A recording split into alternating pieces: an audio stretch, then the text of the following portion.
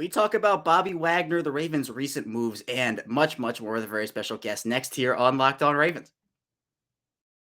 You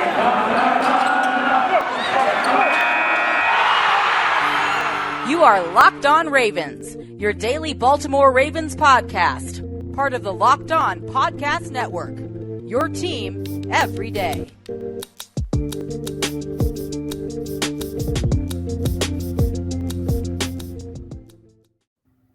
And we returned here with another episode of Locked On Ravens, your daily Baltimore Ravens podcast. I'm your host, Kevin Ostreicher of Ravens Wire. We're, of course, here on the Locked On Podcast Network, your team every day. Thank you for making Locked On Ravens your first listen of the day.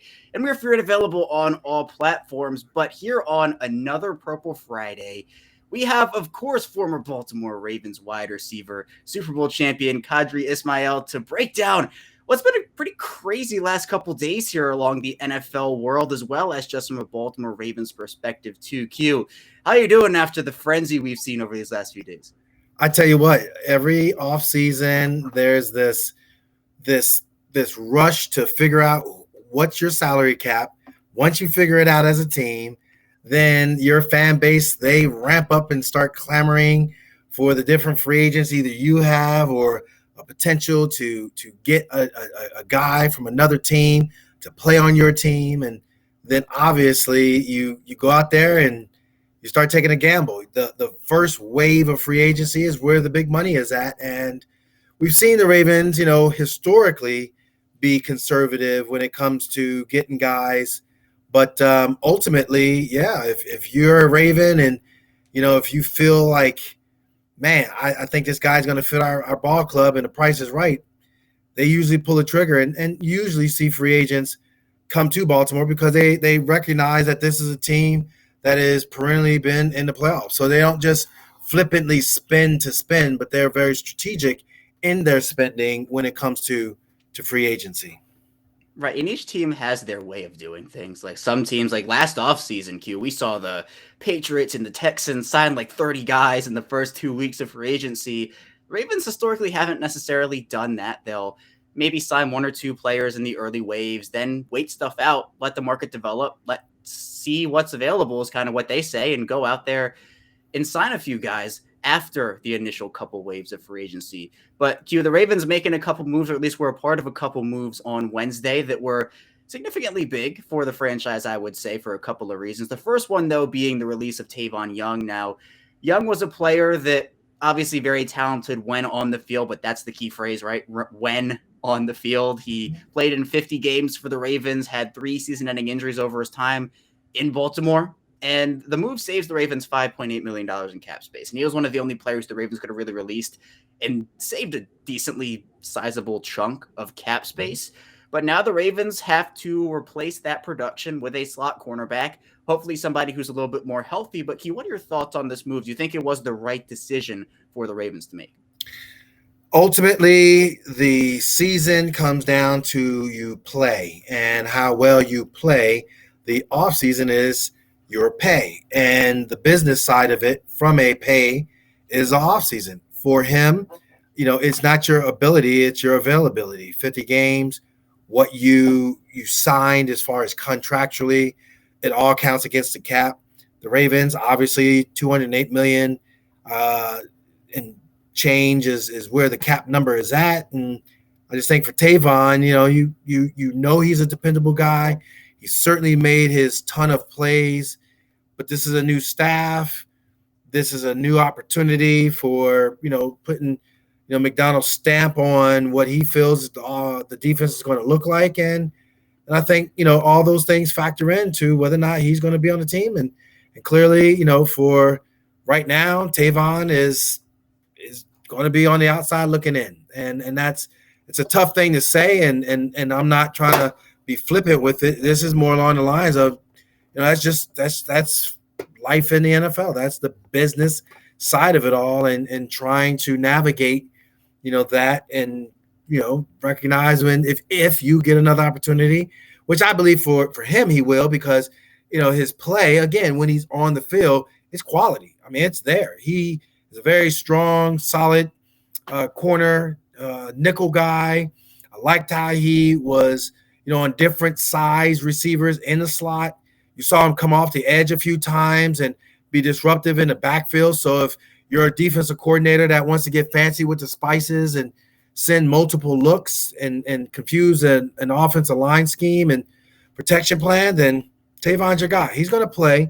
But, certainly from a money standpoint, that's where the challenge comes in for him to figure out what's the right deal for him moving forward.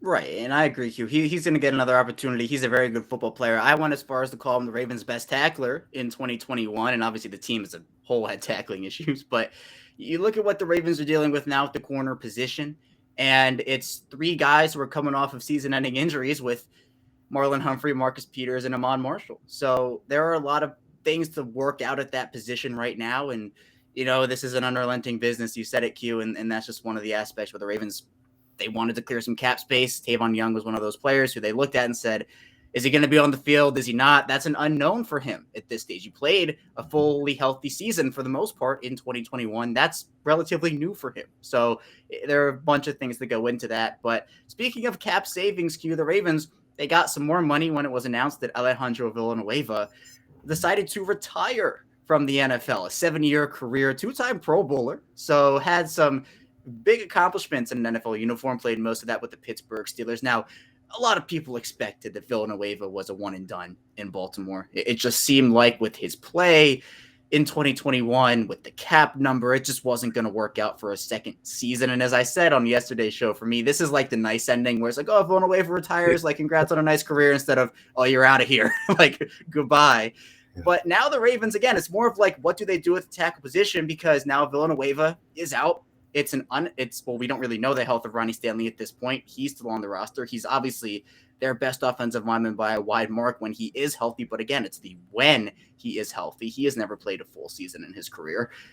You have Juwan James, who's coming off of an Achilles injury. Those can be tricky. Tyree Phillips, I think, is a guard, in my opinion. I'm not putting him back out at tackle if I'm the Ravens. Pesha McCary, he's a super sixth offensive lineman, like that first guy off the bench. I think that's a key role for him, and then a few other players as well.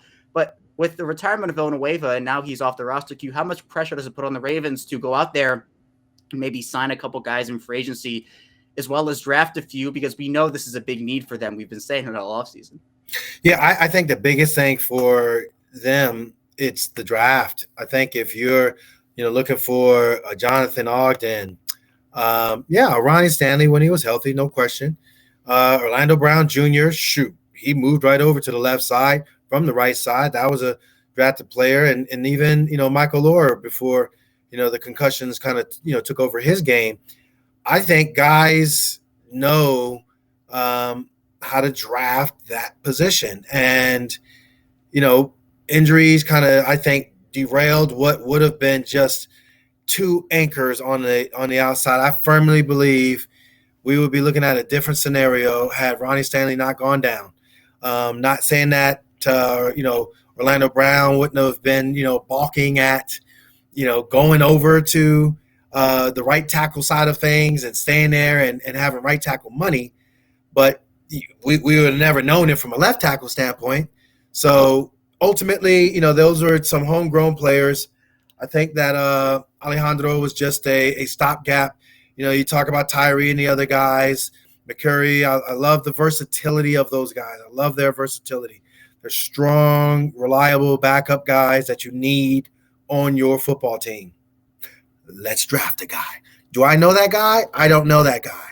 But I know that guy's out there in the draft, and I think that would be something that would really, in my mind, if they took him as their first choice at 14, then, hallelujah, let's do it. And I wouldn't even – see, here's the thing. If you know you need him, he's there.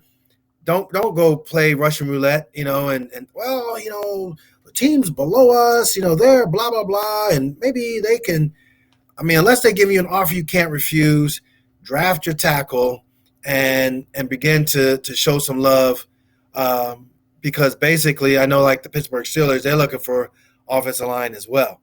So there's going to be some people that are going to be looking for some offensive linemen, and we want to make sure that we have the one that we want and not worrying about whether or not he's not or is going to be on the board come your pick. Right, and that's one of the risks you run with trading down, for example. Whereas, like, if there's a guy available at 14, like Trevor Penning, I think is an example of this, where some people aren't really sold on Trevor Penning, but at the same time, if the Ravens try to play the let's trade down to 20 game, and another team loves Trevor Penning, and the Ravens trade down, a team at 18 says, "Hey, we're taking Trevor Penning," the Ravens kind of lose that battle there because they pick up the extra draft capital, but they lose their guy. So those are things you have to win. But also, I agree with you, Q. I think the draft is a better option for an actual starting tackle for this stage for the Ravens, because you look at premium positions, tackle is definitely one of them. And in free agency, those guys get big money to go elsewhere. The good ones, at least, get the big money, the big bucks to go play for teams that are tackle needy. And so the Ravens are a tackle needy team, but they don't necessarily have the cap space to compete with teams like the Bengals, for example, who have a ton of cap space and are also offensive line needy. So I think if the Ravens have a guy who they love in the draft, they can figure and plug him in and play him day one, week one. I think that's a very good way to go. But speaking of premium positions, Q, quarterback is obviously one of them. No doubt about it. And Aaron Rodgers made waves by signing that huge 4-year extension with Green Bay, $200 million, 153 guaranteed. And it kind of has an impact on Lamar Jackson, it feels like. Q, Lamar Jackson's camp's probably loving that deal in these resetters of the quarterback market.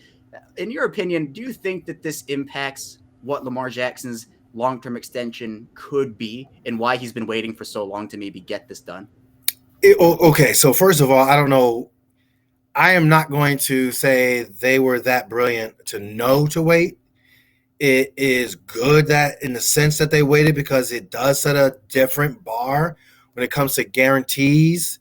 But the Patrick Mahomes and Josh Allen deal were great deals, and you knew the salary cap was going to go up anyway. The thing is, from what I'm hearing, there's some, I don't know, not necessarily smooth back and forth with Lamar's mom and what the Ravens are trying to do. So when Eric is saying, "Hey, it's in his court on his time frame," yeah, we can say, "Oh man, he's rolling the dice. This is really good." But in my mind, I'm like, "All right, are you presenting ideas and they're concrete and smart, or are you just saying, or throwing out? Are you even throwing out numbers? I mean, even that." So I just think that there's something there that can't quite put our finger on. I think there's the inexperience of that art of negotiation between agent and team. Yeah, and I felt like I was shocked when Josh Allen signed his deal, not because Allen didn't deserve it, but I thought Jackson was going to be the first quarterback out of that class to sign an extension. It just felt like both sides really wanted to get it done. And I feel like it still is that way. But to me, it is a shock that it has gone on for this long. I had been really convinced earlier on in the season that, in this offseason, 2022, this was going to be the offseason they get it done. But now with every day that goes by, there are like reports that are coming out. I'm like, is this going to be the offseason, or is Lamar Jackson going to wait? Is the deal going to get done? There are a lot of unknowns right now, but I do think the Rodgers extension by itself does have a positive impact on what Lamar Jackson is asking for. It's just a matter of now, can the two sides get together, come to that agreement? That's what I think we all have to wait for. But we'll head into our first break now. We have a lot to talk about here, though, on Locked On Ravens still. We'll be getting into Bobby Wagner and that potential fit on the Ravens. So be sure to stay tuned for that. But first, I do want to tell you a bit about Bet Online. And those basketball MVP odds, betonline.net is a number one source for those. And, of course, your sports betting needs and info. Nikola Jokic, Joel Embiid, Giannis Antetokounmpo, all guys you can place that money on. But it's not just basketball, although there also will be football odds trickling in here with free agency in the draft, of course. But there's hockey, UFC, favorite Vegas casino games as well. You can head to the website today or use your mobile device to learn more about the trends and action. Bet Online, where the game starts. We're back here with more Locked On Ravens here in our second segment. Kevin Oestreicher still here with Qadry Ismail. And, of course, thank you for making Locked On Ravens your first listen every day. Make sure you're following the Locked On NFL podcast. Locked On experts covering the biggest stories around the NFL every Monday through Friday in less than 30 minutes. It's free and available wherever you get your podcast. But, Q, this Ravens team, they love the non-compensatory pick formula free agents, the guys who get cut or released from teams. And they don't count against that formula. And that's been kind of some of their successes in this draft because it helps them stock up on draft picks, gives them assets. And one of those guys who was released a couple of days ago was now former Seattle Seahawks inside linebacker Bobby Wagner. Now, Wagner is widely regarded one of the best inside linebackers in this league, multiple-time Pro Bowler, multiple-time All-Pro. Before we talk a bit about him and his game and what he could bring to the Ravens, though, Hugh, how big of a need is inside linebacker for you for the Ravens in 2022? I mean, I think looking back on it, that was one of the reasons why I believe Wink Martindale no longer has a job. I think the linebacker position is one where it's been the foundation for the Ravens defense for as long as I can remember. Was a teammate of a guy who wore the jersey number 52. Dude was just phenomenal. So, you look at the linebacker position, there's a large shadow over that position. And Bobby Wagner, I think he would be terrific as a fill-in guy that, I hadn't really seen his career. Obviously the money is the money, but when it comes to like, is he banged up? Did he lose a step? What was it that, ended the marriage between he and the team? And if it really wasn't anything physical, and he does have a lot of years left, I would absolutely be clamoring. I think that's a position where it would even settle down, your defense. Who's our guy? He came in last year. Why am I drawing a blank? Josh Bynes. Thank you, Josh. So Josh, I think for what he brings to the table, it's tremendous. You know what? There's nothing negative to say whatsoever. Have them both in there. Well, there's a reason why old boy was an all-pro, and there's a reason why you picked Josh up off the street. Did Josh, settle down a position? Sure, but we want to amplify the position. It was very quiet when it came to plays and making plays and such. So I'd strongly look at that and say, hey, is this a position where we can get a Bobby Wagner, still do what we do as far as some of the other linebacker positions, heck, even keep Josh, and then draft the replacement for Brendan Williams. So if we can do that, I am all for it. He's that good of a player. Yeah, he absolutely is. And I think Seattle, with obviously trading Russell Wilson to Denver, it might have just been like we're resetting. Like that could just be what it was for Seattle. I think Wagner still has a couple of years left in him. So I think if they could bring back Josh Bynes and add Wagner to a linebacker group that obviously you have the young guys, Patrick Queen, Malik Harrison. We saw what playing next to a veteran did for Patrick Queen. And I always bring it back to the CJ Mosley, Patrick Owasso comparison, where it's like Owasso next to CJ Mosley played phenomenal football. CJ Mosley leaves for the Jets. They hand Owasso the keys, place him next to Kenny Young, who was a very experienced linebacker, and they both could not get the job done together. They were both on the way out from their respective positions in Baltimore very soon after that. So it feels like a veteran and a young guy would do wonders, and we saw it with Bynes and Queen. If that can be Wagner and Queen with Bynes and Harrison is your backups, I mean, that goes from position of where's the strength, Queen is great, but where's the depth, to a position of immense depth and immense strength for them. But I know, Q, part of the debate with Wagner is the fact that he is going to cost a lot of money to sign. And although he's not going to cost a pick in terms of the formula for compensatory picks, are you worried at all that if Wagner costs $10 million per year, $11 million per year, that all of a sudden the Ravens can't sign an offensive tackle or sign a cornerback or sign an outside linebacker? Is that worth it for you to say we're going to make the big free agent signing a linebacker and not one of those other positions in need? I think we talked about drafting a lineman. So you would draft a tackle, or you're going to draft a D lineman. You're going to draft them regardless if it's the first two picks should be either D line, O line. Then you have salary cap room, so you're not worrying about that. That's kind of onto its own. We just talked about the ability to have a good quality backups on the offensive line. Secondary, yeah, we can wait for the team to kind of dump some players again in the second wave of free agency, wait for some other guys to come about in the second wave of free agency. Plus, you're going to draft some guys probably in the later rounds as well. Yeah, we're getting Wagner. 10 million, brother. Let's go. All right. Hope you got a good investor because we're investing in you. Let's do this. What are we talking about here? I would love it. Wagner is a guy that's a difference maker. We want difference makers and not get chinchy with it, because we know what happens when we got chinchy with it last time. We had some holes that we couldn't fill, and we wound up looking at Alejandro Villanueva on one side, and we had to move Patrick Queen to a position where he really wasn't in that good position.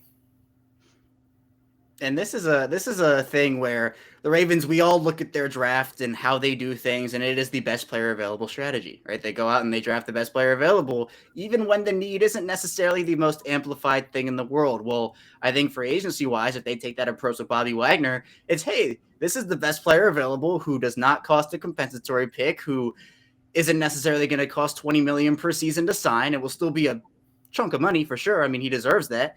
But I think for the Ravens, and they need those difference makers. I agree 100% with you, Q. It doesn't matter where they come at, you know? It does in a sense, because if you have 10 all-pro linebackers and like no cornerbacks on your roster, it won't be a great deal that you're going to have. But the Ravens, inside linebackers are bigger need than I think people view it as right now. And if they can sign somebody like Bobby Wagner, who has had the consistency over the course of his NFL career, the accolades to back it up, a Super Bowl championship. That championship experience is huge for a young team and a defense that could be undergoing some changes, and I mean, already has undergone some changes. Those are all things you have to weigh. And I think for me, Q, the championship experience is something I keep coming back to on this defense, because we are starting to see the wave of players who were on that 2012-2013 championship team go by the way and either retire, go to other teams. And there are more guys who are free agents in that Super Bowl championship class, like Pernell McPhee and Jimmy Smith. So how important is it, Q, for the Ravens to maybe bring in a couple guys like Wagner, for example, who have that championship/playoff success experience? You know, championships and just the ability to win and understand winning, and the late in the year, what do we need to do to get better mindset? That's rare. That's not something that you just say, you know, you're gonna have, and you know, guys just know it. Oh yeah, this is you gotta the playoffs. It's amazing once you get into it. You'll hear guys talk about the intensity of it. The regular season was one thing, but late in the year to kind of get into the playoffs, you know, the pressure bursts pipes. But once you get into the playoffs, the pressure ratchets up even that much more. You win a playoff game, you go to the divisional round. Now you're like, oh my God, you know, that's real. And the more guys you have in the locker room that have that sense of Teflon. To me, that's why it was so remarkable to look at what the Bengals did to go to Tennessee and Joe Burrow being sacked, some 7-8 times, and to be able to just stand in there and make an amazing throw, for Jamar Chase to be on the recipient end of it and just really, you know, go through the playoffs with all that intense pressure, go to Kansas City. You need guys like that, and I think, you know, that's where a Bobby Wagner type of a player, if you really think, you know, Lamar Jackson's your guy, well, you're going to need some other horses around him. And part of it is on the defensive side. That's why I'm like, I guess I'm geeking out about, you know, the potential of Bobby to be on the team, because I think, you know, there's something there to be said that what you can do. And I know Lamar is going to be even more motivated now that you got a Joe Burrow who he didn't win it, but yet at the same time he got to that game and he's in the AFC North. And all we heard from Lamar from day one is, yeah, I am coming here to Baltimore to what? To win a Super Bowl. That was been priority number one. You know, we know that he's maturing and wanting to mature and being more of a complete football player, both on and off the field, and however that picture looks for him. But Yeah, there's something to be said about having, guys having that one singleness of focus and not make it about, oh yeah, we had a good regular season and just kind of being content. This is not a be content type of an organization, and you don't want those players around you. Right, and that's been something that I've talked about a ton, which is this team cannot be complacent with, oh, you know what, we'll make it to the division round every season, and that's good enough for us. So we'll have one AFC championship run, Yeah. then losing the wild card round. Like, this is a team that has goals and has aspirations that has made that very clear over the course of their franchise history, and they have the championships to back that up. But I think now, with the rest of the AFC being so aggressive, with multiple teams making big-time moves, I think the Ravens have to be in that category as well, where I'm not saying I'm not confident in their roster, but there are obvious holes they need to improve upon. And I think the Eric DeCosta and company understand that. So I think adding a player like Wagner, having that championship experience for a team that doesn't really have a ton of it right now on their roster, would just be an added layer to why I think Bobby Wagner would be a phenomenal addition to this team. But we still have a lot more to talk about on Locked On Ravens coming up. We'll be diving into a bit more of the compensatory pick formula conversation as well as some free agency predictions. So be sure to stay tuned for that. But first, I want to tell you a bit about Built Bar. And I know this is the time of year that people give up on their New Year's resolutions, being that it's March, but don't do that this year. If yours is to eat healthy, do it with Built Bar. Built Bar has a new thing called Built Bar Puffs, the first ever protein infused marshmallow, and that means they're fluffy and they're marshmallowy as well. Puffs are also a fan favorite, so be sure to get in on that with many amazing flavors. They're covered in 100% real chocolate, and most Built Bars contain 130 calories, 4 grams of sugar, 4 net carbs, and 17 grams of protein. There are many great flavors of the bars as well, such as mint brownie and coconut almond. So be sure to go to built.com, use promo code LOCKED15 to get 15% off your order. Use promo code LOCKED15 for 15% off at built.com. We're back. It's our final segment of Locked On Ravens. Kevin Oestreicher still here with Qadry Ismail. And thank you again for making Locked On Ravens your first listen every day. We're going to be done for the weekend, but when we get back on Monday, it's another Mock Draft Monday, of course, here on the show. Now make your second listen Locked On NFL Draft. Ryan Tracy and former NFL cornerback Eric Crocker bring the NFL Draft to life every day with insight and analysis on college football prospects and NFL front offices. It's free and available wherever you get your podcasts. Q, this compensatory pick formula, I think it's a really smart strategy that the Ravens have. It gets them assets and it makes sure that they are getting value for guys that they lose. However, I think that in some instances it has cost them maybe runs or the ability to sign free agents that could have helped them ascend and go much farther. And with, again, how aggressive this offseason has been so far for multiple teams, I think the Ravens have to keep up with that. They're getting guys back. That is a start. Those are additions, in my opinion. But to me, Q, this is an offseason where I think the Ravens might have to push that comp pick formula aside and say, you know what? If the difference between signing Tyrann Mathieu and not signing Tyrann Mathieu is a third-round compensatory pick, let's give up the third-round compensatory pick for a season and go get that guy. Do you agree? I look at free agency and I look at short term for a John Harbaugh because he's living in the now. I look at free agency as far as the second round of it long term when it comes to money for what Eric DeCosta's responsibility is.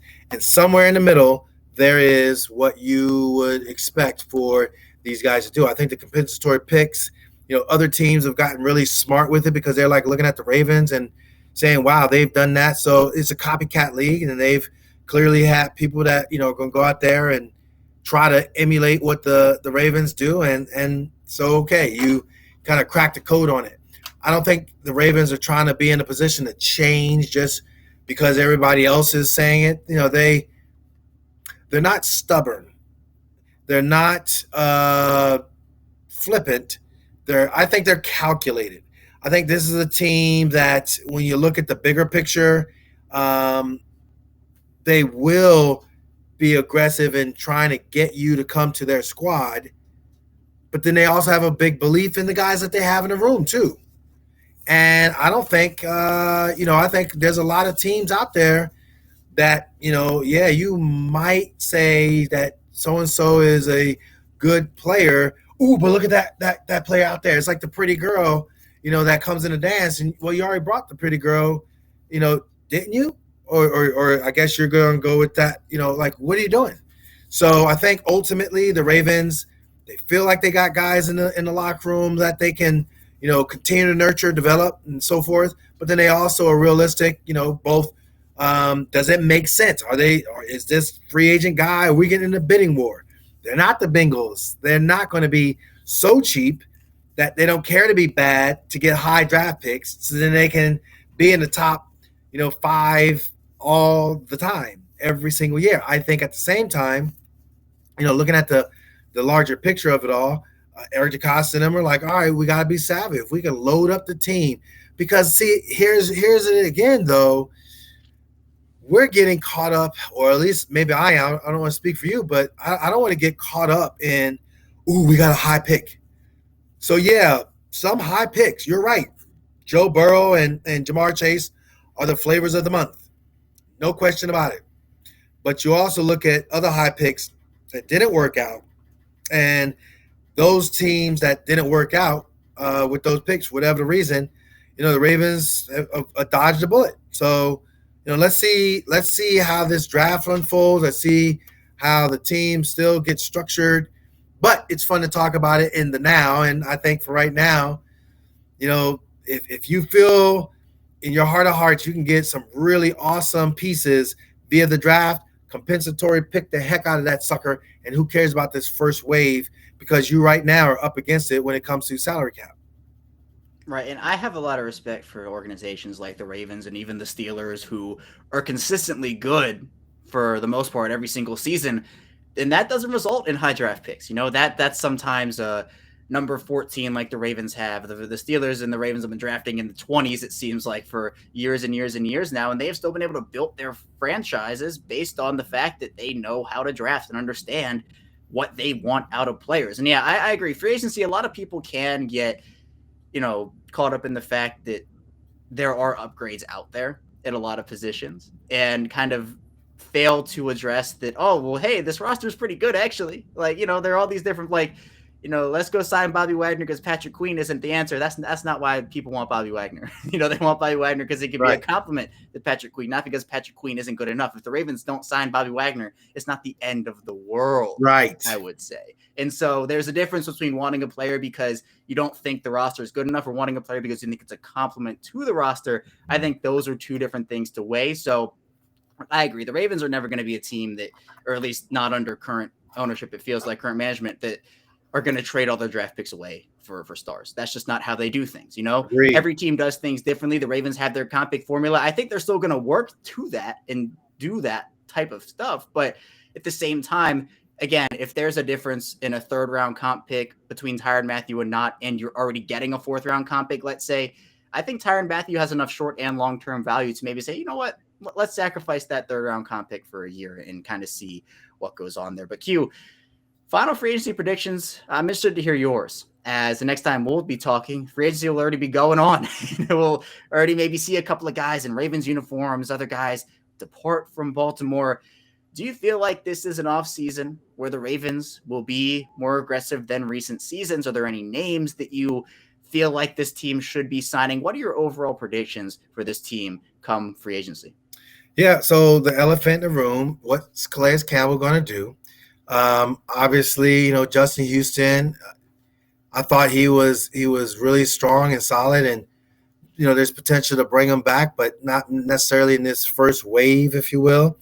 I don't know. I think a Justin Reed or Marcus May, those are names that we're hearing out there from a safety aspect of things. Playmaker, clearly the Honey Badger.